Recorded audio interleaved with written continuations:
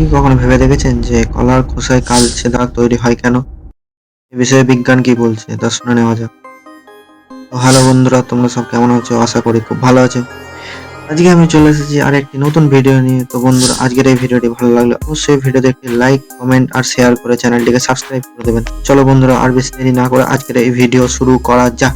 অনেকেই ভাবেন কলার খোসায় কালচে দাগ দেখা দেওয়া মানে সেই কলাটি নষ্ট হয়ে গেছে। কিন্তু আপনি কি জানেন এই এমন কালচে রঙের দাগ কেন কলার গায়ে তৈরি হয়? যখনই কোনো কলার গায়ে কালচে রঙের দাগ দেখা যায়, তখন অনেকেই আর খেতে চায় না সেই কলা। অনেকেই ভেবে থাকেন যে কলার গায়ে কালচে রঙের দাগ দেখা দেওয়া মানে সেই কলাটি নষ্ট হয়ে গেছে। ফ্লোরিডা স্টেট ইউনিভার্সিটির একটি পরিসংখ্যান বলছে, গড়ে 5 কোটি টন কলা প্রতি বছর অপচয় হয়। কিন্তু এমন কালচে রঙের দাগ কলার গায়ে তৈরি হয় কেন? এ বিষয়ে কি বলছে বিজ্ঞান? কলা যত পাকতে থাকে ততই কলার খোসার মধ্যে এই কালচে রঙের দাগ দেখা দিতে থাকে। বিজ্ঞানীরা বলছেন একাধিক কারণ রয়েছে এর পিছনে। ইথিলিন নামক এক প্রকার গ্যাসীয় হরমোন কলার খোসার মধ্যে থাকে।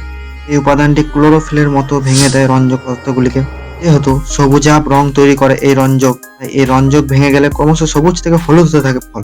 অন্যদিকে মেলানিন নামক এক প্রকার রঞ্জক পদার্থ থেকে কালচে রং আসে। বিশেষজ্ঞরা বলছে এই উপাদানটি মানুষের ত্বকের মধ্যেও পাওয়া যায়। মেলানিন ও কলার খোসার মধ্যে উপস্থিত ফেনল নামক আরো একটি উপাদান বাতাসের অক্সিজেনের সঙ্গে বিক্রিয়া করে গাঢ় খয়েরি রং তৈরি করে। কাজেই কলার খোসায় কালচে রঙের দাগ তৈরি হওয়া মানে এমন নয় যে সেই কলাটি পচে গিয়েছে।